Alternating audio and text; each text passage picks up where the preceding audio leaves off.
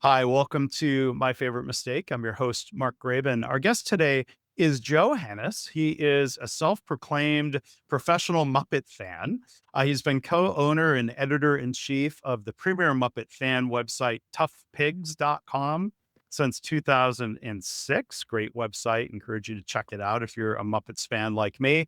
Tough Pigs has published over 7,000 articles and produced over a dozen different podcast series. Joe has conducted dozens of interviews with Henson visionaries, including Frank Oz and Carol. Is it Spiney or Spinney? I It's don't. Spinny, Carol Spinney, Spinney. who played Big Bird. To go ahead and bring you into the chat, Joe. That do I have that correct? Yes, yeah, he played Big Bird. He played Oscar the Grouch, like since day one of Sesame Street. Yeah. So that's the expertise we have from a professional Muppet fan, as opposed to a semi-serious one like myself. He's introduced Hollywood celebrities, including Bobby Moynihan and Lisa Loeb, and Muppet characters. That must be fun to interview in character Kermit the Frog and Miss Piggy. So Joe's writing can be seen also on the Sesame Street blog, websites including Mental Floss and Cracked, and he's been featured in publications including the New York Times, Wall Street Journal, NPR, BBC, GQ, and Al Jazeera. So, Joe, welcome to the show. How are you? I'm doing great. Thanks so much for having me, Mark. Yeah, it's wonderful to see you here. You're one of a handful of guests who I've met in person. Had a chance to hang out with you one day in New York. That was a special opportunity to talk Muppets, and I'm glad you're able to be here on the show. Yeah, it's a pleasure to be here. And yes, also it was great to meet you back when we got to hang out here in New York. And I'm glad we get to continue this Muppet fan relationship. That's what Muppet fandom's all about. We're making friends, joining Yeah. the community. You're one of us now. Yeah, and being one of you means that you'll correct me gently on any mistakes I make about Muppet lore or what have you, right? I'll do my very best to not be an actually kind of guy. Like Oscar from The Office, of course. Here I go explaining the joke. But you met, and I'm going to hold up my wife's before we get into favorite mistake. My wife's beloved Miss Piggy from we don't like to talk. She doesn't like us talking about how old she is, but from the late 1970s. And my wife has had this Miss Piggy, our Miss Piggy, since her childhood. And you met her in New York as well. I did. Yes, we're old friends now. I love seeing when people's favorite Muppet things that are obviously well loved. There's obviously I'm with value in like having something that like it's still in pristine condition. I kept it in the box or I kept the tags on or whatever. But like that Miss Piggy has seen a lot, and I could see the love in as much as been done to augment her, to keep her in the family. Feels don't good. don't imply she looks old. You No, never, never. reach through the street, out of shop you. She might. I'm going to set her down gently because she is part of the family and really important to my wife especially. So I'm glad she can make an appearance. We're going to talk Muppets later on, and I'm excited about that. But as we always do here, Joe, with your career, different things that you've done, what's your favorite mistake? I don't know if I've ever made one. I'm pretty perfect, Mark. No, that's a great question. It's difficult to actually think of something that I feel like I wanted to give you something that was like, a mistake that felt like it led to something bigger and better. That's Mhm. a difficult subject. I'm sure you've talked about that a lot though, but I think the mistake I'd like to talk about is getting too close. And Hmm. it's hard to say it's even a mistake because I did it on purpose. I'm going to continue to do it. But as someone who's in this fandom, someone who is I have such a love of Muppets and the Muppet brands in my heart, and I've put that into my website that we'll talk more about in a bit. So like it's become a part of my life in every which way. And I was lucky enough back in 2012 to actually get hired at Sesame Workshop. And Oh, I wow. don't talk about this publicly very much. I really kind of kept it under my hat during my time at Sesame, mainly because I didn't want to represent Sesame Workshop when I'm out there representing myself or representing the Tough Pigs brand. But Mhm. getting in the door, it was always Yeah. the goal. Yeah. I got it into Sesame Street. I got to work there. I got to do a lot of really cool things while I was there, and a lot of that was also like seeing how the sausage is made. I got Mhm. to see that it's not quite so easy to just make Sesame Street. Or Uh, when you get into Sesame Street, you don't just get to do whatever you want with the characters. It's yeah. there's a lot more. There's a lot of rules. And there's also a lot of it's still a business. It's a Mhm. corporation. They just have rules about that. They're not even having to do with the characters. So getting to be a part of it was a thrill. And then now that I'm no longer at Sesame, Mhm. there's this part of me that's, I got in and then I got out. And like, what does that Mhm. mean for me as a fan? Do I even want to talk about Sesame Street anymore? Because I still have this website where we're talking about Sesame Street all the time. And Yeah. it's given me so much to talk about with my therapist. but, Oh, but and but yeah, it's hard, yeah. it's because I think we all, as fans, whatever you're a fan of, to find, like, I think we all want to play a part, whether it's working for that company or that organization or not. You want to be close to those things. Mhm. And I got real close. I got real close to them and I had a lot of joy that came out of it. But it wasn't all joy. It Sure. was still a job. And it was still things that I wanted to accomplish that I couldn't. And again, I'm no longer working there. I was part of Yeah. the downsizing of Sesame Workshop a few years ago, and so that was really difficult to deal with. Of Yeah. being Yeah. suddenly, this place where I've always wanted to be, and now Mm. they're asking me to leave. Like, how dare you? Yeah, Yeah. it was a tough thing to do, to choose to actually make the thing that I love my career. Yeah. What was the foot in the door job? And, like, I'm curious what kind of roles that you played Yeah, there? so it's interesting. I actually, my but to go way back, we're talking about my resume here. When I was in college, my degree was in media studies. Mhm. So it was essentially, I like to describe it as getting a philosophy degree in TV and film. Uh-huh. It was so interesting, the things that I studied, the things that I wrote about. I loved it, but it was all theory based. It didn't actually lead to. So now that you've graduated, here's where you should go get a job. No one wanted. No one's gonna hire some guy to write theory papers about Mhm. about why teen movies are creating credit card debt in Mhm. America. Mhm. Um, but so when I moved to New York right out of college, thinking, okay, I'll find a way to get into TV. I did want to be in kids TV; that was important to me. And I was thinking about, okay, what can I do? What do I have to offer without having to go back to school some more? And it hit me that every company, no matter what, they all need admin work. Mhm. And so I figured, well, if I can get in on the admin track, then that's a foot in the door. It did take me, obviously a few jobs of doing that before I got to Sesame. But my first job at Sesame Workshop, I was an office assistant for the department that basically handled a lot of the distribution of the show. So at the time, it was distributing the show to PBS, but it was also home video, YouTube, DVDs. They handled publishing as well. So it was like a lot of cool stuff. And again, like, I didn't care. I was just so Mhm. happy to be there. Yeah. Uh, and I did that for a couple of years, and then I shifted into. I was the executive assistant to the creative director for most of the rest of the time I was there. Okay. By the end of my tenure at Sesame, I had moved into the production department, but a lot of that was during the COVID years. Yeah. So Yeah. difficult Yep. situation. A lot of Yep. work from home, remote during that time. Yes. That probably really did that completely hamper production of the show for a while or Yes. completely shut it down? Yeah, Sesame's production was shut down for a while. So thankfully, Sesame Workshop has an in-house studio. So there's a big studio where the set is, where Sesame Street is, which is located at Kaufman Astoria Studios in Queens. But they have a very small studio in the New York office, and we were able to do the thing that every other production did, where like everyone masked up, and we had Mhm. a nurse on hand that could test everybody every day or whatever it Mhm. took.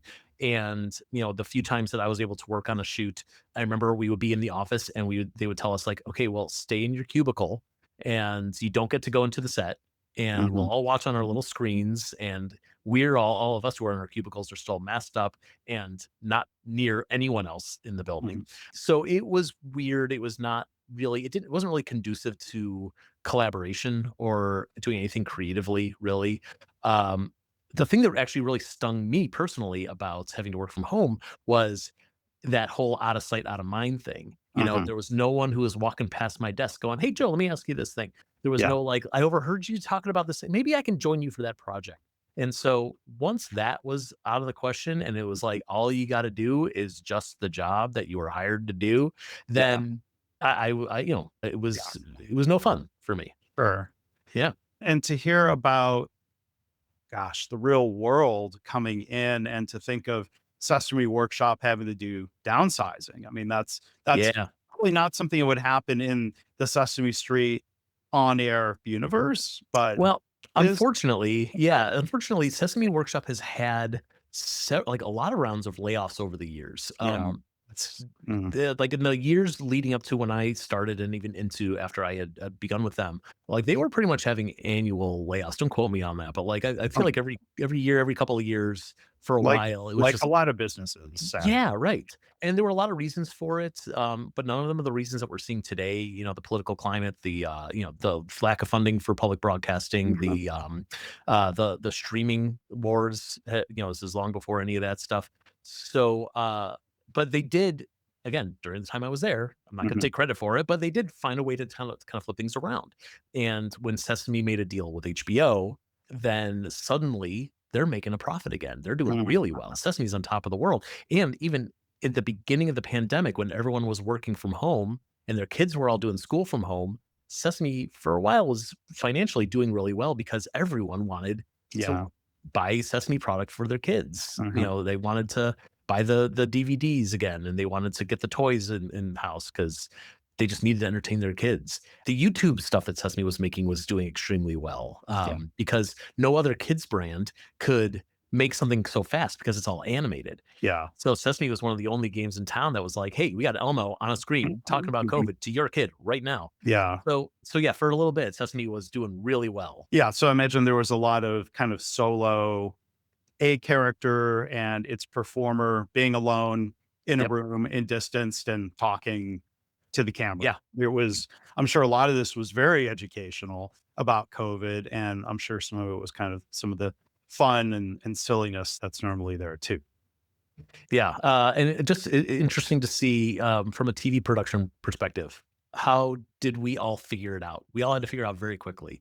I remember being really into what Saturday Night Live was doing those Right. first few months, where it was just like, how do you do a live show where everyone's at home? And Yeah. you know, just Sesame and SNL did the same thing. Everyone got a kit in their home, the Mhm. Tupperware thing. They were taught how to set up their cameras and their lights and their microphones, how to Yeah. connect to the internet, and go. Yeah. That was Yeah. it. Yeah.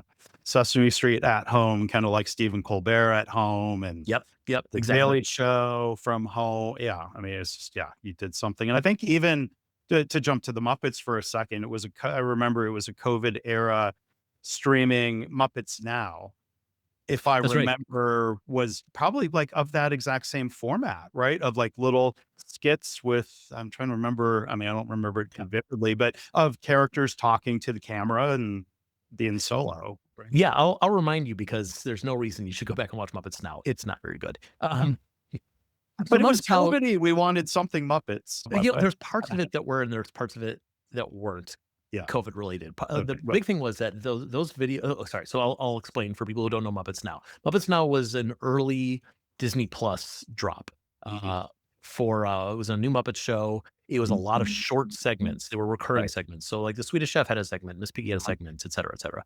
Um, Well, it's more in and the style of, like, internet videos, Instagram Right. video. So to that point, Yeah, they were actually originally filmed to be just released onto YouTube. They were okay, gonna be like their own little, very digestible mini series. You know, you get your 5-minute Swedish Chef video, that's it. yeah, And I think they realized when it got closer to airing, maybe this isn't the best format. uh-huh, Maybe we should do something else at this point. So that stuff was already filmed before COVID. okay, And then they're like, "Okay, how do we film something new as a bookend?" And uh-huh, so the bookend segments where it's like Kermit and Scooter and they're on Zoom, you know, mhm, they're putting together the package that you're about to watch yeah, 4 of these in right, a row. So that stuff was all filmed during lockdown. okay. That Um, adaptation, yeah, yeah, yeah, but unfortunately, because it was all filmed piecemeal, it doesn't mhm, feel like it all goes together. It doesn't mesh so well. So it's a tough series. And, like, you could tell, like, they had some ideas of, like, well, maybe this could be like the Muppet Show. It's just segments. It's just, like, yeah, different uh, sketches and stuff with the Muppets, and it's like, it's a little bit more than that. yeah, yeah. Yeah. So maybe, just to wrap, and I appreciate you sharing the story of getting in and like you see, or like you said, seeing how the sausage is made. There's a lot of people out there who want a job at a dream company, of whatever their profession is, and sometimes you realize, well, it's not perfect, and well, nothing's perfect. But I mean, I'm going to make a corny reference here. It's not always a sunny day. Yeah, it's true. Sesame Workshop. That's true. Yeah, you're right. And let's also make a point to we'll point out Sesame Street and Sesame Workshop are two different ideas. Sesame Mhm. Workshop is a company. They Yeah. they have to do what's right for the bottom line. They have to follow the the rules of their mission statement because they're a nonprofit. They have a board of directors to report to. There's a lot that goes into making that company run. Yeah. Sesame Street is this place where we grew up and our friends Yeah. live there, like The Big Bird's there. show and the Yeah, yeah, right. yeah, yeah, yeah. Well, I appreciate you sharing that. Let's talk about some fun Muppets related stuff here. I feel like so I'm wearing, for those who are just listening, I have an animal T-shirt. I'm a drummer, so animal is one of the characters that resonates with me, and I'm laughing because it looks like animals trying to eat the microphone. Just the It's true. way He would too. blocking him, and seems like Yep. something an animal would do. And I do that. We don't have the whole collection, but this is an animal plush from we bought at Disney World, and And there he is. He's eating the microphone. Get him away from that. It's an expensive mic. Don't let him do he that. eat his cymbals or his drums. But okay, so animal wanted to say hi and make an appearance. But before we met in person, I had seen you on screen, the big screen at Mm. theater, because I think it was the 50th anniversary of the Muppet movie. Right? Yes, That was yes. there. So there was like a limited theatrical release. Was that? Something like that. I think it was I 50th. think That sounds 40, right. no, no, no. Because what Yeah, year that was doesn't it? make sense. No, 79. So it was the not 45th. 40, because it was in 2024, 45th Yeah, it anniversary. would be 45th. Yeah, that makes sense. 45th. Okay, I knew I was Yeah, going to make a mistake there. 45. math is hard. Going through years didn't count. It's tough. Yeah. Yes, I was that was so surreal. I got an email from Fandango, the company that I'm sorry, not Fandango, Fathom Events, excuse me. Fathom Events, the company that puts on these special screenings across the country. At first they had asked me, would I be interested in shooting a video that would be shown before a screening of Labyrinth. That was what the original ask was. And of course I was excited to do it. And last minute they were like, "I'm so sorry. We have some other. We are changing some things around. We're not going to do that anymore. But we have a Muppet movie coming up. Would you do that one instead?" I was like, "Even better. I'd Yeah. much rather do the Muppet movie than Labyrinth." And the cool thing was, I'm remembering this now. I'd forgotten. Labyrinth, I think, was going to be like a 30-second. Hey, Joe Tough Pigs. Here's a fun thing about Labyrinth. Anyway, here's the movie. And the Muppet movie, I think they gave me like 5 minutes or something. And Mhm. so Yeah. Yeah. I basically recorded a video of myself, talking about the movie, did some fun trivia, edited it together, sent it along to him. And then it's like, okay, this is going to be seen in like 3,000 theaters across the country. And it was cool. Like, so, I live in New York. Yeah. I have family in Cleveland. I have family in Las Vegas. And this is one of those things where like I sometimes do live things and my family can't see it. But this time Yeah. they all went to the movie theater and they got to see it Yeah. on the big screen. And like, what a thrill. And to hear from other people that they went and they saw it, wherever they lived, it's just super cool. And so I went with some friends, and so seeing myself on screen is Yeah. also surreal. And then of course, like my wife is, she stands up in the theater and she's like, "This is great," for the four people who were in the theater with us. But it was probably not a surprise to your friends, or did you? Because that would have been something to bring them to come see the screening, which would have been totally up your alley, and If you that's think I could have, if you think I could have kept my mouth shut beforehand, not told everyone I know, everyone go see this thing. I'm gonna be there. I'm gonna be on the screen. yeah. Yeah, no, that was just a lot of fun. Yeah. I mean, and also just cool that these big companies know who we are. This is something I come across a lot of Tough Pigs being a website that like we each of us who are working this thing, we're all working out of our own homes. We're not doing it in front of an audience. We forget that there's people out there who are actually looking at our website or listening to our podcasts or looking at our social media. And so sometimes we're reminded, oh, right. Like you have an audience out there. We're not just shouting at the wall. Yeah. So someone obviously at Fathom Events was like, "Oh yeah, we'll Yeah. talk to these Tough Pigs guys." Great. Yeah. Now it's running a website here, call it a fan site, or is that Yeah. ever more than a fan site, but running a website built around the Muppets, that ever lead to any tension with the Muppets, or now they're owned now by Disney, and the Simpsons Mhm. are now owned by Disney. I mean, the Simpsons always used to make fun of Disney and their lawyers and Sesame Workshop, you said, as a business. Yep. They're happy with Um, you writing about their products and their. thankfully Yeah, thankfully, we've kept a very open and honest and professional relationship with them. With we call them the big three. So the big three is Disney, who owns the Muppets, Sesame Workshop owns Sesame Street, and the Jim Henson Company, who Ah, owns mhm, everything else. So yes, we have relationships with everyone, with folks in the big three. And when the times come, which they do, where we're still journalists, we're gonna report on news, whether it's good or mhm, bad. We're mhm. going to share our opinions, whether they're positive or negative. Yeah, And they understand that. They cannot control us. right. But as long as we do so in a professional manner, then Mhm, we can stay in some good graces. There, of course, is going to be tension because they're going to work on a thing and we're going to say it sucks. And then they're not going to be happy with us. But we're not going to, it doesn't make any sense to me to lie about these things just so that Disney will like us. That's not that yeah, important to me. And, I mean, it also means that sometimes we get involved in some of the internal drama. The big example that I can give that I can point to is in 2016 when we found out that Steve Whitmire was being mhm, released as the performer Kermit the Frog. Matt mhm. Vogel's being brought in as the new Kermit.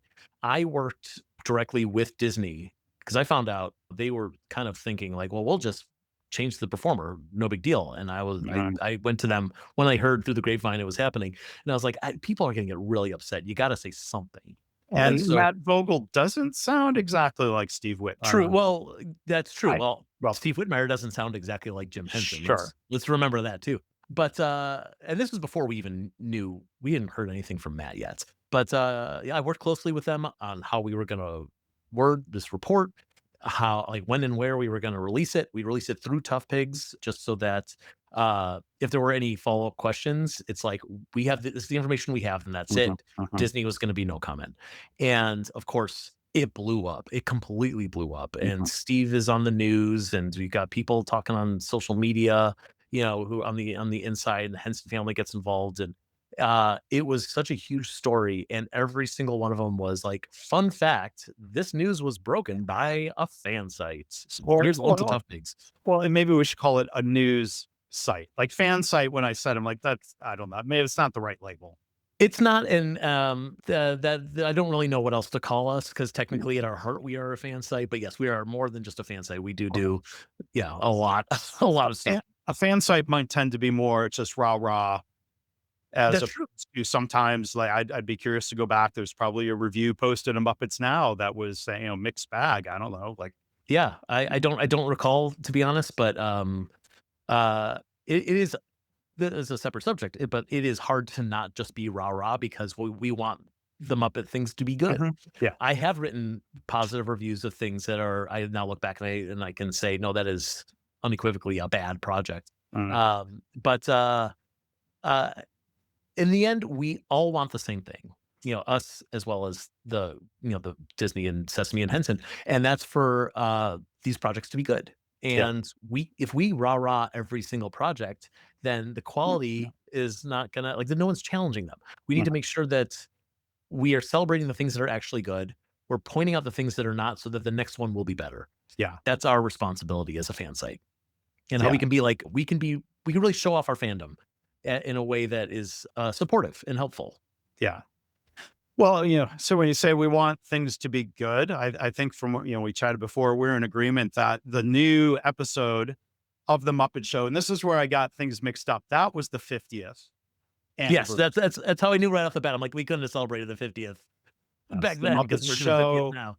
Yeah. came first. That was, I mean, the buzz, and I think there, a lot of people thought it was really good. And but I think the mistake we saw some people making, and this is a polarized and politicized world. I'm not trying to be political about it, but people, I think, were kind of going out of the way to criticize something, or they come from a certain perspective. The mistake I think people were making was saying some of the jokes were not really, oh, clutching their pearls, not exactly kid friendly. It's a mistake to think the Muppet Show is the same as Sesame Street, right?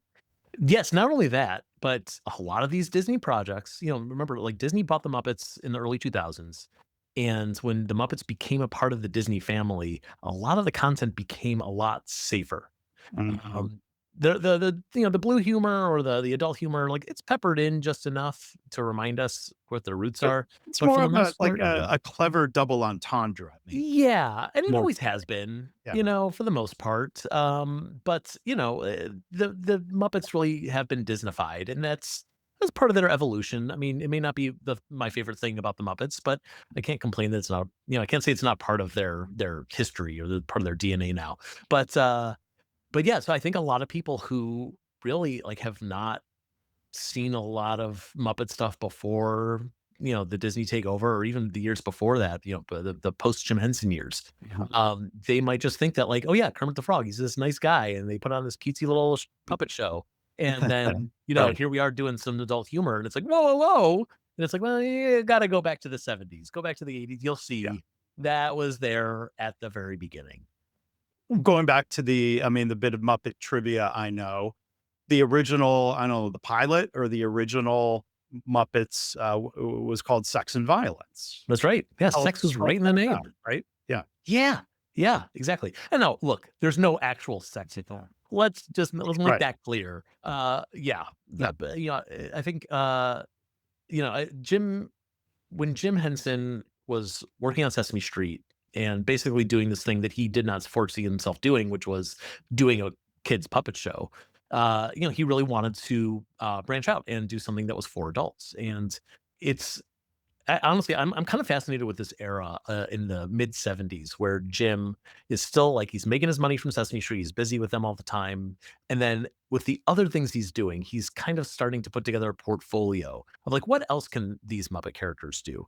And so if you go and watch like the clips of Kermit the Frog on the Cher show, which are hard to find, but Mhm. if some diehard fans have probably seen a few things from that one. Kermit wearing a tricorner hat, flirting with Cher. Yeah. That's the famous one. Um, but there's a great special called Out to Lunch, and it is a Sesame Street Electric Company crossover, Mm. and that one is not out there to find, unfortunately. But it is, it just they took over the network for an hour, and they're just doing sketch comedy. But the great thing about it is it's the Sesame Street characters doing the Muppet Show. And Yeah. so you're seeing what Jim wants to do. And again, there's no real dirty humor, with one Sure. exception. There is a scene of, oh no, sorry, I'm getting my stories confused. There's another special called Julie on Sesame Street. It's Julie Andrews on Sesame Street. That one Mhm. also is the Sesame Street characters doing these sketches that are very Muppet Show style. And one of them is Julie Andrews singing, I want to say it's Hey Big Spender, Mhm. with Cookie Monster. Well, he's not singing, he's just there. She legit doing like a striptease for him.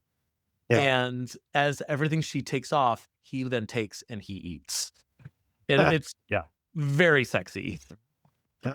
Yeah. Not what you expect from Cookie Monster, Yeah. but it's great. So yeah, that stuff was there. Oh, Jim really wanted to get into that field with his puppets, and I think he ended up finding a happy medium with the Muppet yeah. Show in the end. Yeah. I mean, that Julie Andrews, if that had been on the Muppet Show, Animal would have been a great character to be in that role. And Exactly. Yes. there's a lot of flirtation, uh, Mhm. of female guests thinking, Kermit is, super handsome, or flirting with, I mean, like, the Raquel Welch, guests of, kind Yep. of the, I don't, just beautiful actresses, and they didn't lean, they leaned in, they leaned into that. But is Yeah. there anything like, what would you say was like, if if you, I don't know, the dirtiest thing, Yeah. the Muppet Show series, and when they say like, oh, they couldn't do that today. Oh gosh. I don't know about what they couldn't do today in that realm. There are things that they did back then that couldn't be done today, and it's more of like, maybe you shouldn't have done that accent. Yeah, Oh, nah, no, yeah, no, I think the Raquel Welch stands out as one of the sexier episodes of the Muppet Show for sure. She's, it's what she was known for. So, yeah. they really lean into it. The other one that is standing out in my mind in this moment, I'll probably think of more after we're done with this podcast. The Rudolph Nureyev episode, the ballet dancer. He does a bit with Miss Piggy where he's in a sauna, like a steam room, wearing just a towel, and she's in there too, and she's flirting with him, and they're singing "Baby It's Cold Outside," but the roles are reversed. She's singing "It's Cold Outside," and he's trying to get out of, "Really Can't Stay."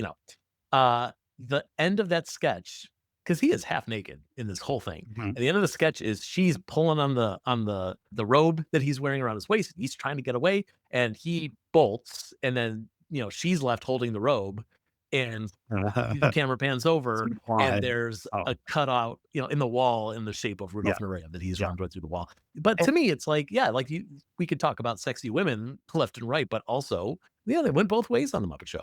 sure, yeah. So, well, you might say, oh, a little bit of a objectification, or like, people can Google, there's different commentary about, moments. And to your point, there's one thing here I just saw that, Disney Plus has added some disclaimers about cultural depictions, and they do that with Disney films. They're not Yep. just singling out the It's Muppets. better it's better than erasing the history. Yeah, I'd rather we point these things out and we acknowledge them than yeah. just ignore Or them. you could have a moment with, if there's kids, of why we don't do certain accents That's right. Yeah. anymore. Other mistakes. So like some of the commentary around this episode of the Muppet Show, which we're all hoping, is it going to be a season? Is this a reboot? Let's all rewatch it so many times to bump up the data. So the businesses involved say, yeah, we can make money making more of this. But a lot of the commentary was like, oh, finally, you've been trying to make the Muppets hip and modern. And, there was the mockumentary series on ABC, and people were saying, all we wanted was more Muppet Show. It was that simple. Yep. What do you think on that? It's a great question because for the longest time, I was one of those people who said, "Absolutely not. You cannot replicate it." Yeah. Without Jim Henson, without this creative genius who is at the helm, I did not believe that this could be done. I didn't think that a company, whether it's Disney or someone else, could have by committee made Mhm. something like the Muppet Show. It would be Um, justified, or as they say about the right, Simpsons, exactly. flanderized about the characters, and it Yes. wouldn't be the Uh, same anymore. and just playing things safe, just playing it safe. The more voices you have in the room, the more likely it's going to be, you're going to find a middle ground as opposed to taking a chance. Mhm. Um, but on top of that, Muppet Show came out at a time where variety shows were still a thing. They may have been like kind of on their way out by the mid '70s, but that was a format that everyone recognized. Yeah. And so to look at the other attempts that the Muppet Show, or the Muppets have made over the years, Muppets Tonight, actually even before that, Mm. the Jim Henson Hour, where now they're running a TV network, and Yeah. Muppets Tonight now they're doing it like a TV show instead of a stage show, and even Mhm. Muppets Now, we were just talking about, it's like kind of the YouTube version of what Mhm. the sketch comedy thing would be like. And, and then getting out of that format for things like the mockumentary series or Muppets Mhm. Mayhem. Yeah. Um, it's like they kept trying to reinvent the wheel, and it wasn't going to happen. Yeah. So it did get to a point where it felt like, well, the only thing left to try is to just bring back the old thing, the thing that everyone has been begging for Yeah. years and years. Just do it again. Mhm. And I'm not gonna lie, I was worried about it Yeah. because if it failed, if it wasn't good, Right. that's it. Like you'll Yeah. you'll never see the Muppet Show again. You will never see the inside of the Muppet Theater again because they Mhm. know it won't work. And Yeah. thank God it worked. Yeah. They had some sharp writers. The performers were on point. It's like the fact that they took the time to like recreate the theater, to rebuild old characters. Like there's so much love for the history in that Yeah. show. And I think all these things and more made it better. And Seth Rogen as an executive producer, I don't know so much about what executive producers do, but like how much is he someone who is a little, from what protective of what the Muppet Show had been? Is he playing a role of maybe trying to push the network or Disney to do something that's not pro by committee? Yeah, good question. I mean, I don't have any inside information. I've never met Seth Rogen. I've met Yeah. him yet. I do know that looking at his history and the recent projects of his that really stand out to me that when I heard that he was going to be an executive producer, is like, absolutely, this is the guy. The first one is The Studio, which if you've watched The Studio on Apple TV, he is the star of that show, but he's also the executive producer. That is his show. It Mhm. is so well produced. Yeah. And again, attention to detail. And it's like that guy doing a thing for the Muppets, whatever it is, whether it's the Muppet Show or something else, like that is going to be quality. Mhm. The other thing is the Teenage Mutant Ninja Turtles Mutant Mayhem movie. So he was an Yeah. executive producer on that as well. And what he did brilliantly there is he took the Ninja Turtles formula and he found a thousand different ways on how to improve on it. And I'm a kid of the 80s. I grew Right. up on Ninja Turtles. They mean a lot to me. And what he did with that was really incredible. So obviously he's coming at these franchises that he loves with this love and appreciation in his heart, and he is invested in making them as good to other people as they are to him. So all that said, yeah, Seth Rogen, totally great choice for that role. Yeah. I don't know if what his involvement is now that it's over. My Mhm. hope is that he's knocking on Disney's door to say, "Hey guys, Yeah. when are we doing the next one?" Yeah. I also don't know if, like, is he maybe he's saying, "Okay, I set you up. Go ahead and take the ball. I'm Sure. going back to the studio. I got more work to do." So, I don't know any of that for Yeah. sure. It's all pure speculation, but Sure. yeah, Seth Rogen. I'm more of a fan now than I ever was before. Yeah. Maybe one other thing we talk about, I think a lot of times in the different films, and my wife and I are huge fans. The Great Muppet Caper is by far her favorite of the original three, including Muppets Take Manhattan. I love The Great Muppet Caper. When The Muppets movie with Jason Segel and others came out, we loved it. But maybe this is a little bit unpopular opinion. Like, we really loved Muppets Most Wanted because we thought it was a caper film. It was, and we really enjoyed the movie. And in particular, Constantine, the other plushie that we have in the house here. If It's you want, no, not no, Evil Kermit. His name is not Evil Kermit. A lot of people. or Constantine. There's the memes, I think, it's become Yes. Kermit, but we loved the Constantine character. And like the one thing, I think there's almost some meta humor where, he has this reputation and he's boastful about being the world's number one criminal. But I was thinking about this earlier when I was thinking ahead of the episode. He does everything in a really half-assed way. Yeah, he's not that good of a criminal. He makes Miss Piggy mad, and though, stop bothering me. Am I wearing a sign that says bother me? He almost blows the whole thing and he has to make it up to Piggy. There's humor in that, of course, but like, calling them the Muppets and not really, yeah, I just love the humor of him, getting all their names wrong and not reviewing the tapes. Like the Ricky Gervais character was like, you reviewed the tapes so you can impersonate Kermit. And I think there's a lot of, mistake-based humor and almost meta humor there of like how, yeah, he didn't get away with it either. Yeah, Like of course. Yeah. spoiler alert, sorry. Well, it's just fun that, like, everyone in the Muppet universe is kind of dumb. But, Or be trusting or both, yeah, right? yeah. Everyone's dumb in their own way. They're bad at their jobs. Like, that's great. Like, everyone needs these terrible flaws to keep it funny. But you said, is that an unpopular opinion that you love Muppets Most Wanted? Yeah. I'll tell you that now. It is not an unpopular opinion. Okay. It's an Good. unpopular opinion to say you have seen the movie because so many Uh, people have not seen this movie. The movie is yeah. fantastic. Yeah. I love the movie. I like it more than the Jason Segel movie. Yeah. And so we used to host these live events here in New York for years. Me and my Tough Pigs writing partner Ryan Rowe, we would host this show called the Muppet Vault, and we would basically just have these screenings of like Muppet clips and episodes and things like that every month. We did it for like 5 years here in Brooklyn, and we did a few of them that were related to Muppets Most Wanted because it was around that era. And I remember like a few times it would be like a room full of Muppet. You are to the level of Muppet fans that you've left your home and paid a fee to sit in this room with us while we show you Yeah. these clips. And a show of hands, how many of you went to see Muppets Most Wanted in the theater?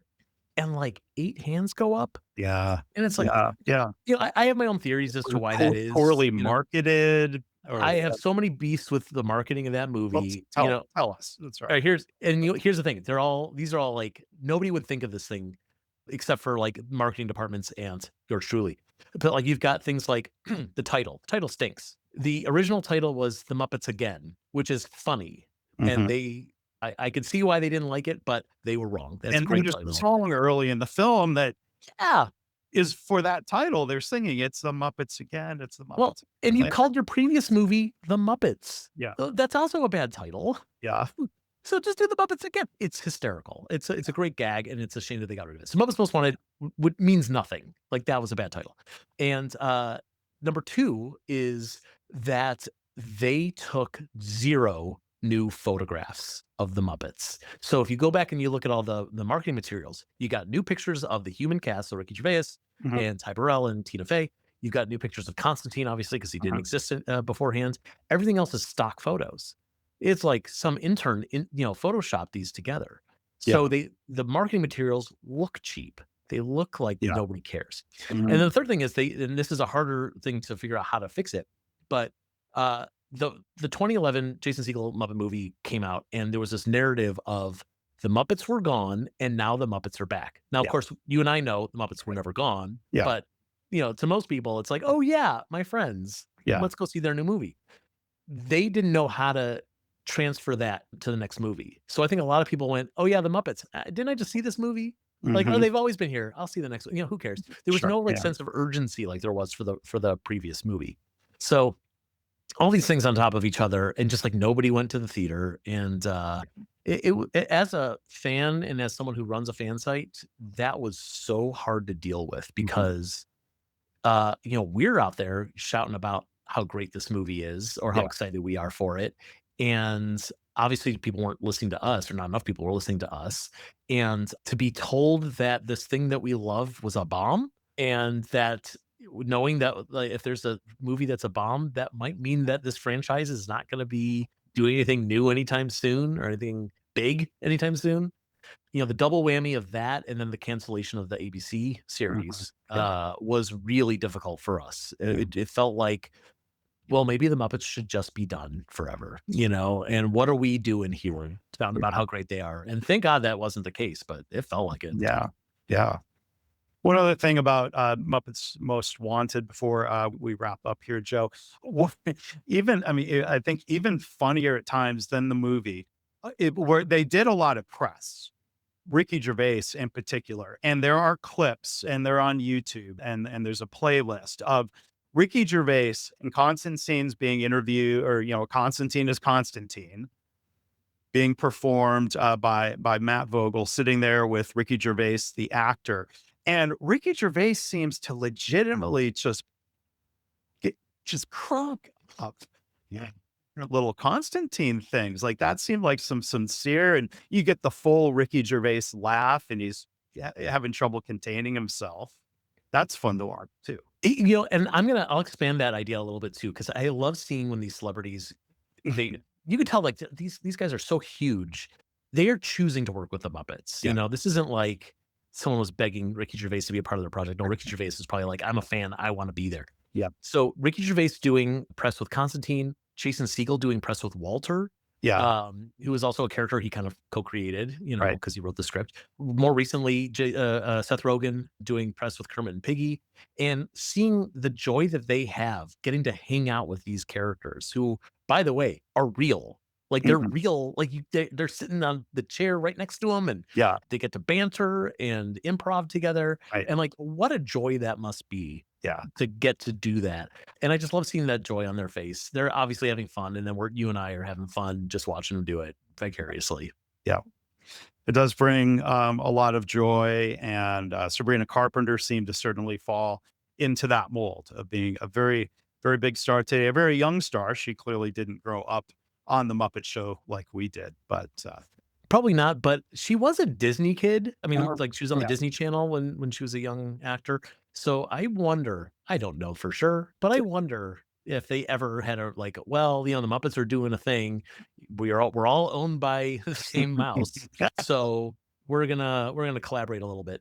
Yeah, no clue, but I like to think that she was at least a fan beforehand. Yeah, but she seemed to be enjoying herself, and Definitely. hopefully there's more to come. So our guest today again, Joe Hennes. The website is toughpigs.com. Encourage you to check that out. As we wrap up, is there any other random opinion or theory that you have about the Muppets that you'd want to share? Ooh. We have a lot of them, and we probably Yeah, I wish I had something prepped for this. sorry. A random opinion or theory about the Muppets. Like, what Um, about the straight to video movies era? The Muppet Christmas Carol and well, that was theatrical. that Muppet was Christmas Carol. theatrical? Okay, sorry, I Yeah. saw them on video, but or Yep. there were some that became straight to video. Yes, there were. Yeah, there was a bunch of them. I mean, look, well, this isn't much of a theory or anything, Okay. but I think what you're referring to are things like Muppet Family. Excuse me, Muppets. Treasure Island. Muppet Treasure Island was also theatrical. Okay. But Muppet Classic Theater went straight to video. Muppets Wizard of Oz went straight to video, and this is all like through the '90s into the early 2000s. Like, there's all these. Some of them are pretty okay, but a lot of them are not. Yeah. And now part of me thinks we should go back to that. And now hear me out. Okay. A couple years ago, we got Muppets Haunted Mansion to Disney Plus. A Gonzo vehicle, like tie into the Haunted Mansion at the Disney Yeah. parks, and it was pretty good. It was a really good, fun special. The stakes didn't feel high. This wasn't like we're reinventing the Muppets here. It's like, nope, we're just telling a fun story with these characters that you love, selling a little bit of merchandise. Maybe it'll lead to more, whatever. I really think, I'm sorry, and I'll add on to that this new Muppet Show episode, which is technically that is also a special. The Muppets live really well in these specials. Like, they really can spotlight these characters in an interesting way without justifying, like, well, we need $20 million to make a feature film. And Mhm. like, as much as I would love to see more Muppet movies, I really would. This feels like a no-brainer. Why isn't Disney Plus just Mhm. green lighting 2, 3, 4 Muppet specials a year? Yeah. I don't, and I'll say this too. I don't need a whole season of anything. I don't Mhm. need them to do another Muppets Mayhem or a full season of the Muppet Show. I would love to see them. Don't get me Yeah. wrong. Right. But if I heard that Disney was like, look, this Muppet Show thing was a big hit, but they're expensive to make, Mhm. then we'll do them seasonally and that's it. Oh my God, I would be ecstatic, because then they could take the time to do it right. They aren't, they wouldn't feel obligated to keep it under 30 minutes because this thing's never going to syndication. Yeah. And, keeps the brand alive. It allows them to do more interesting things with the characters that, like, we don't have to have the whole cast and the whole thing every single time. It's like, don't worry, they'll be in the next one. Uh, so yeah, I think that there's a lot of possibilities there without them, being forced into something that might be a little bit too big for their current state of popularity. Sure. All right. Well, Joe, hey, thank you. This has been a lot of fun. Joe Hennes, toughpigs.com again is the website. I wish I'd prepped this. I don't have a Muppet joke or reference or callback to end it. How dare you? How dare you not have a Muppet reference at the ready? Let's just picture everyone can think of Waldorf and Statler heckling this episode at the end. How's that? Yes. Insert Terrible insert your episode, Mark. Awful. insert your own joke. Boo. there. Throwing tomatoes at you. We'll see you for the next episode. Yeah. Thanks for having me, Mark. That was a blast. Thanks, Joe.